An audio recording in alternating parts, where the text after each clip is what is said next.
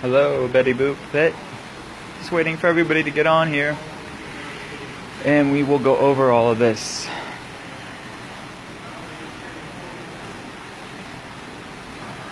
Thanks for the hearts, everybody. So we're here live here on Periscope.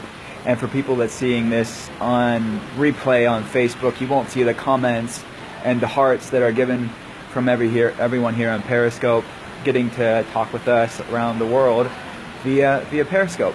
So, thanks for the hearts, everybody. I'm Dr. Will Cole. I'm a functional medicine practitioner out of Pittsburgh, Pennsylvania.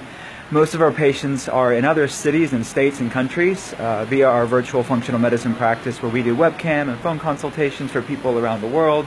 Hello, how are you doing, Sherry? And so we offer a free health evaluation via phone or webcam for people going through health problems like autoimmune issues or thyroid problems or digestive issues like IBS, or as well as brain issues like anxiety and depression and brain fog. So today I want to talk about the six thyroid problems that won't show up on standard labs. So if you guys are watching here on Periscope, if you're going to give the hearts down here at the bottom so I can know if the connection's good. I'm here on hotel Wi-Fi, so I don't know if the connection's the best. So the hearts kind of help me know that people are still hearing and seeing what I'm saying. Hi from the United Kingdom. Awesome. It's going well, Bobby. Awesome. So thank you for the hearts, guys.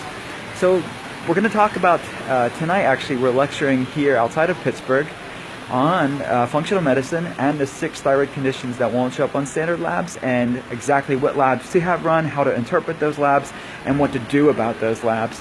I love teaching about these topics. It's exciting for me. And I want to give you guys on Periscope kind of the abbreviated version of what those 6 things are. Number one thyroid problem that won't show up on standard labs, just a basic TSH or T4. Number 1 is going to be Hashimoto's disease or autoimmune thyroiditis. This is not a real thyroid problem. It's an autoimmune disease that attacks the thyroid, meaning your thyroid's not the source of the issue. The thyroid is just the victim of the immune system attacking it. So it's not going to show up in a standard lab. You have to run a thyroid binding globulin antibody, as well as thyroid peroxidase antibody and thyroid binding globulin antibody. And we also have to look at number 2, which would be a thyroid underconversion, or what's called low T3 syndrome.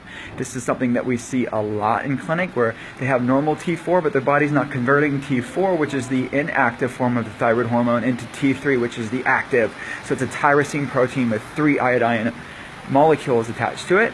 And that's not cleaving away, it's not detaching itself, it's not through the liver and in the gut, which is the process, the systems that help convert T4 to T3. So some liver dysfunction, some gut dysfunction, or both, some enzymatic issue, some nutrient deficiency that's inhibiting the conversion of T4 to T3.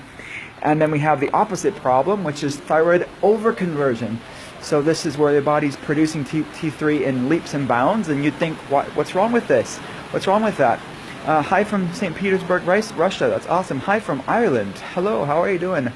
The opposite problem is an issue too, because it's too much of a good thing. You have all this active T3, which can lead to thyroid resistance, which is a hormonal resistance similar to insulin resistance, meaning your cells are overwhelmed with this hormone and you cannot get the message. Your body thinks it's hypothyroidism because the thyroid receptor sites are actually dulled and blunted. It's resistant to that thyroid hormone because of this overconversion. And then that's number 3.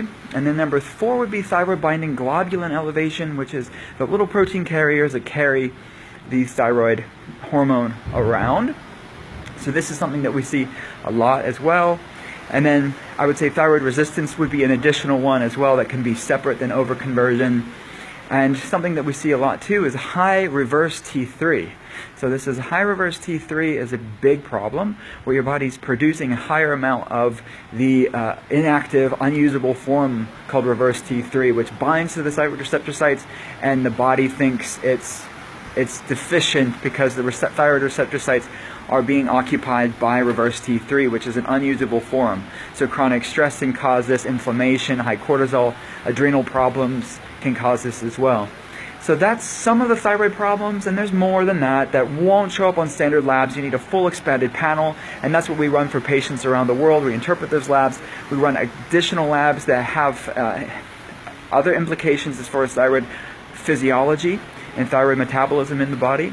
And that's what functional medicine is all about. It's looking at the root issue of why people are sick, giving them detailed reasons and explanations, and then tools to deal with those problems so they can do it on their own. The signal keeps going. Someone tells me I better stand still. So I'm here in the hotel. We're about to teach about this lecture for about an hour and a half tonight. Thank you for sharing this, for everybody that's sharing this on Periscope and Twitter. Someone just told me the connection's a little bit low here. So I will, okay, they're all telling me it's fine. Keep the hearts coming, guys, so I know it's great.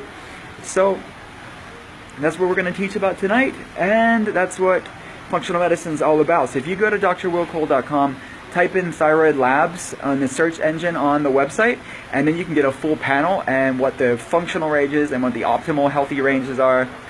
Someone's asking, how can you get a panel through your office? Well, you would go to the drwillcole.com and click the consultation page, and all the information's on there, and we would set up a free webcam or phone health evaluation.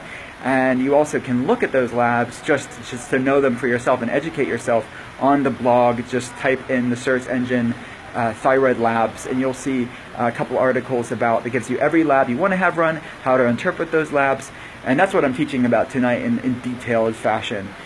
So thank you guys so much for listening. I'm going to go. I may have time actually to stop this feed and actually pick up and answer questions for you guys. Because you guys are asking me about MTHFR and how much would it be. So let me end this feed so I can keep it kind of short, pick it back up on another one, so follow me, and I'll start another one really quick, guys. So talk to you soon.